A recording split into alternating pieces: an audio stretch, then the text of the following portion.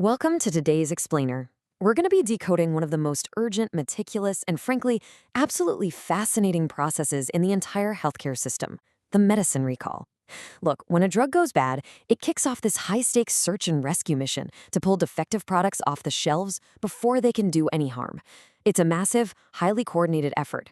By the end of this Explainer, you're going to see exactly how this invisible shield actually works to protect your medicine cabinet. We've got a great lineup today. We're going to quickly walk through the anatomy of a recall, assess the 3 threat levels, see what triggers the process, map out the immediate action plan, secure the chain of custody, and finally, dig into why all this traceability matters so much.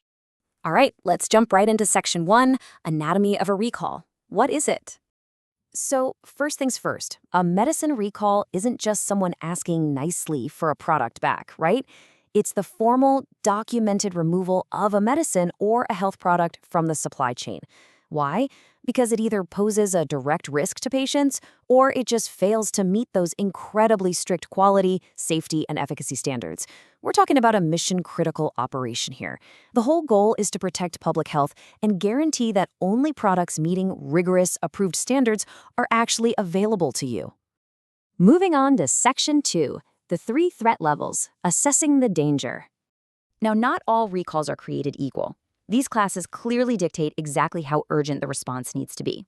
Take a look at Class 1. This is the big one, the absolute highest alert. We're talking about a serious, life-threatening risk where there is a very real probability that the product will cause severe harm or even death. So immediate action is required. Then you drop down to Class 2, where the risk is temporary or medically reversible, meaning the likelihood of serious harm is pretty remote. And finally, there's Class 3.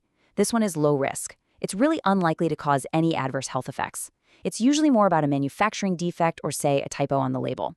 Classifying a recall right from the start tells regulators and manufacturers exactly how fast they need to recover the product and just how loudly they need to sound the alarm to the public.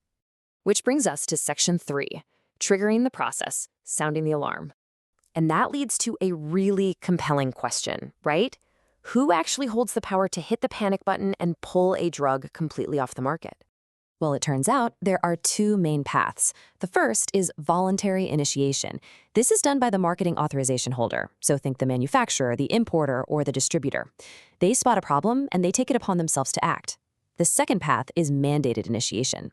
This is when a recall is requested or outright forced by the National Medicines Regulatory Authority, the NMRA. But here's what's actually kind of cool to understand. The initial defect, it can be spotted by almost anyone on the ground. We're talking healthcare facilities, local pharmacies, quality control labs, or even everyday patients.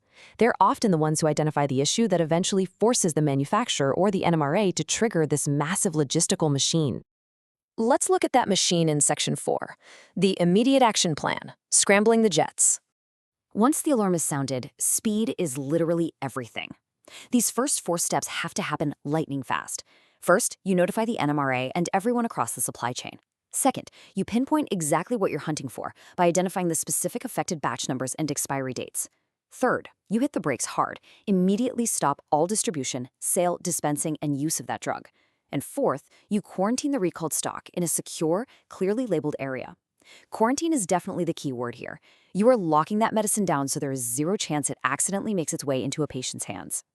Okay, so now the current stock is locked down.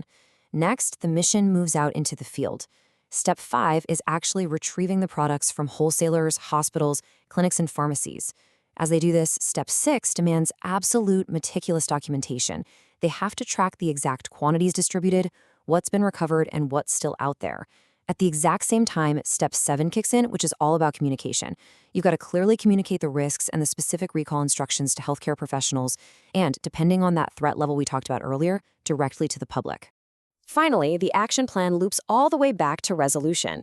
You don't just chuck the pills in the trash and walk away. You have to investigate the root cause and implement what the industry calls CAPA, corrective and prevented actions. Basically answering the question, how do we make absolutely sure this never happens again?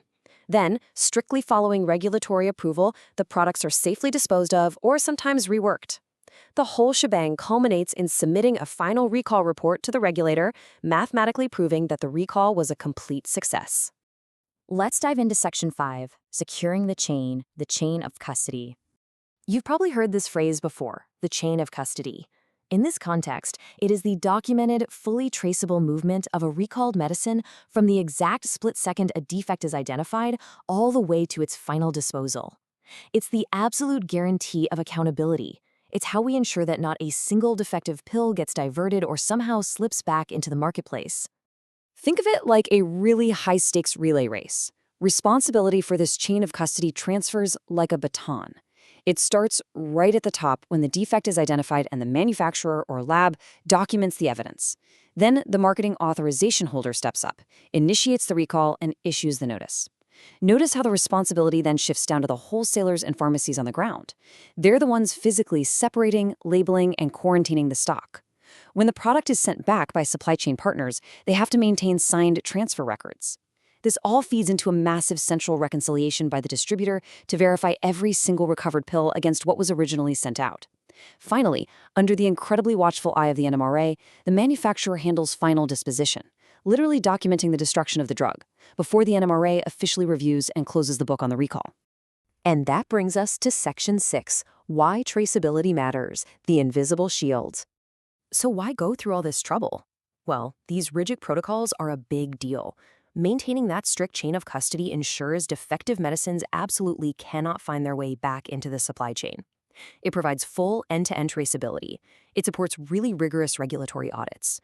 But most importantly, it protects patients from exposure to dangerous medicines. It is the hard, mathematical evidence that the recall actually did its job. When you step back and look at the entire framework, from that very first threat assessment all the way to the final documented destruction, it really is a relentless search and destroy mission.